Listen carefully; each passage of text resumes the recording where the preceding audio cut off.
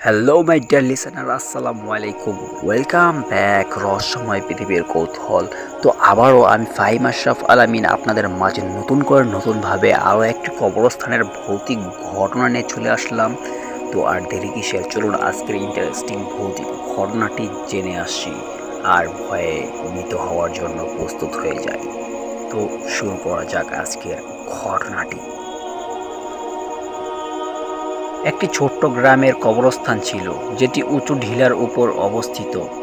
গ্রামের লোকেরা সেখানকার ভূতুড়ে কর্মকাণ্ডর জন্য পরিচিত ছিল। স্থানীয়রা বলতো, রাতে কবরস্থানে ভূতের হাঁটার শব্দ শোনা যায় এবং মাঝে মাঝে তাদের অদ্ভুত হুইসপার শুনতে পাওয়া যায়। কেউ কেউ বিশ্বাস করত ওই কবরস্থানে এক শতাব্দীর আত্মা বাস করে। এক রাতে গ্রামের এক তরুণ আরিফ সাহসিকতার পরিচয় দিতে চেয়ে সিদ্ধান্ত নিল যে সে কবরস্থানে এক রাত কাটাবে। সে জানতো যে এ ধরনের সিদ্ধান্তের মধ্যে বিপদের ঝুঁকি রয়েছে, কিন্তু তারা আগ্রহ এবং কৌতূহল তাকে ঠেকাতে পারছিল না। সে রাতে কবরস্থানে যাওয়ার পর সে তার মোবাইল ফোনের টর্চ লাইট চালিয়ে পাথরের সোনালি চিহ্নিত কবরগুলোর মধ্যে হাঁটতে শুরু করলো। প্রথমে সব কিছুই শান্ত ছিল, কিন্তু ধীরে ধীরে অদ্ভুত কিছু অনুভব করতে লাগলো, যেন কেউ তাকে অনুসরণ করছে। মাঝে মাঝে তার কানে আসছিল অদৃশ্য কারো পায়ের শব্দ। তার হৃৎপিণ্ড দ্রুত কিপ কিপ করতে লাগলো। কিছুক্ষণ পর তার টর্চের আলো একটি পুরনো কবরের উপর পড়ল, যেখানে একটি মাদুর বিছানো ছিল। মাদুরটি দেখে তার মনে হলো যেন সেখানকার কিছু অস্বাভাবিকতা ছিল। আরিফ মাদুরের কাছে গিয়ে দেখল কবরের পাশে কিছু শুকনো ফুল পড়ে আছে, যা তার কাছে অস্বাভাবিক মনে হলো। সে আরও কাছে গিয়ে দেখল মাদুরের উপর মাটি কিছুটা সরানো হয়েছে, যেন একটি সম্প্রতি খোঁড়া হয়েছে। তার মনে হলো মাটি সরানো ছিল অতীতে কোনো একটি কবরের। হঠাৎ করেই কবরস্থানে তীব্র হাওয়ার ধাক্কা অনুভব হলো।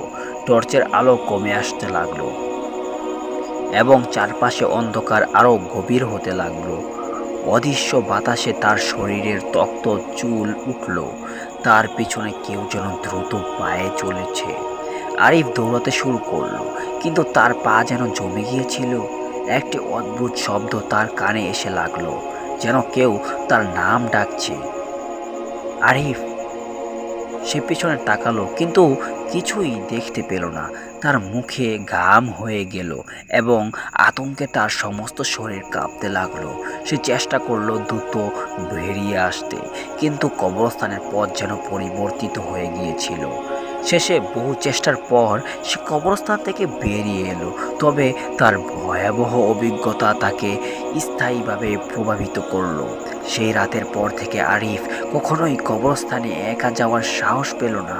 গ্রামের লোকেরা তার অভিজ্ঞতার কথা শুনে আরও বিশ্বাস করতে লাগলো যে কবরস্থানে সত্যি কিছু অদৃশ্য শক্তি বিরাজ করছে, যা কাউকে বাঁচতে দিবে না বা এখানে থাকতে দিবে না। তো এই ছিল একটি ভয়ানক ভৌতিক ঘটনা একজনের কাছে সংরক্ষিত করা।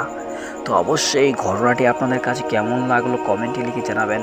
আর হ্যাঁ, আপনার কাছে যদি এরকম সংরক্ষিত বা কারো কাছ থেকে কালেক্ট করা বা নিজের শোনা এবং নিজের সাথে ঘটা ঘটনা থাকে, আমার ইমেল অ্যাড্রেসে অডিও ক্লিপ কিংবা টাইপিং করে এখনই পাঠিয়ে দিন। আমার ইমেল অ্যাড্রেসটি হলো fahimashraf10@gmail.com। তো দেখা হচ্ছে পরবর্তী আপনার ঘটনা নিয়ে। ততক্ষণ ভালো থাকুন, সুস্থ থাকুন, নিজের খেয়াল রাখুন। আল্লাহ হাফেজ।